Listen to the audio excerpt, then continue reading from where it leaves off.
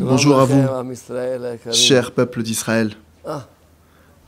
Je vais vous le dire encore. Bonjour à vous, cher peuple d'Israël. Nous nous trouvons dans une période très très difficile.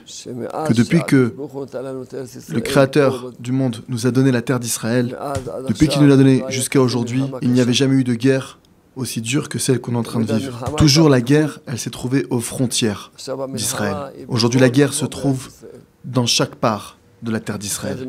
C'est pourquoi c'est une guerre qui est très difficile. Qu'est-ce qu'il faut qu'on fasse? On ne va pas mettre un soldat sur chaque personne. Mais toute cette situation, qu'est-ce qui l'a créée? C'est Dieu, parce qu'il veut nous réveiller pour qu'on se mette à prier. Alors c'est écrit déjà depuis le temps, depuis l'époque des Tanaïm, dans le livre Le Pirkei de Rabbi Eliezer, c'est écrit là-bas, il pose la question, pourquoi est-ce que Dieu a nommé Ishmaël? Pourquoi est-ce qu'il l'a nommé ainsi? C'est écrit dans la Torah, parce que Hachem, il a entendu la souffrance. Mais on voit que « a entendu », c'est au passé. Alors il aurait fallu l'appeler Shamaël, et non pas Ishmaël. Alors pourquoi est-ce qu'on l'appelle Yishmaël, qui est un temps du futur? Il répond, car dans les temps futurs, les Ishmaélim, les Arabes, vont faire du mal au peuple d'Israël, et le peuple d'Israël va crier vers Dieu, et Hachem, Dieu, va entendre le peuple d'Israël, et il va les délivrer. Ça signifie que c'est déjà écrit que ça se passerait comme ça. C'est pourquoi nous, peuple d'Israël, on doit crier vers Dieu pour qu'il nous prenne en pitié et qu'il nous délivre de cet exil d'Ishmaël. Il y a plusieurs choses sur lesquelles il faut prier. La première, c'est que Dieu nous délivre de l'exil d'Ishmaël. La deuxième chose, c'est que le peuple d'Israël fasse une tchouva shelema sans souffrance. Le Rav Yehuda Zelovitch disait que tout le temps il faut prier pour que le peuple d'Israël fasse un repentir complet sans souffrance. La troisième chose,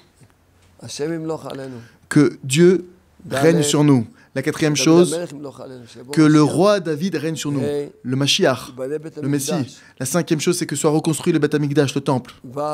La sixième chose, qu'il n'y ait pas de discorde et de dispute au sein du peuple d'Israël, qu'il n'y ait que de l'amour et de la paix, qu'il n'y ait pas de controverse avec les justes, les tzadikim, qu'il n'y ait aucune controverse.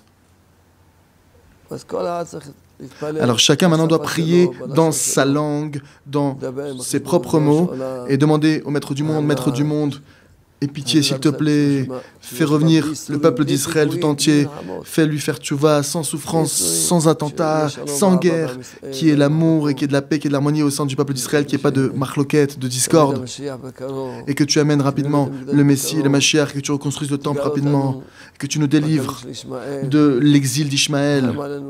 Aie pitié de nous s'il te plaît, Maître du monde. Et chacun peut rajouter. Moi je dis à Akadosh Baruch Hu, au Saint béni soit-il. Il existe un chemin pour faire revenir le peuple d'Israël en tchouva. Comment? Tu donnes à quelqu'un un livre ou un feuillet ou un CD. C'est des preuves. Les gens, ils reviennent, ils font tchouva de ça. Ils se repentent de ça. Alors moi je dis, c'est ce que je dis au Saint béni soit-il. C'est pourquoi il faut prier, il faut demander au Maître du monde, et pitié s'il te plaît, que le peuple d'Israël, il reçoive les livres et les CD, et qu'il fasse tchouva, un repentir complet sans souffrance. Mais le Créateur, il me répond, mais les gens, ils diffusent pas. C'est pourquoi il faut d'un côté prier et d'un côté diffuser.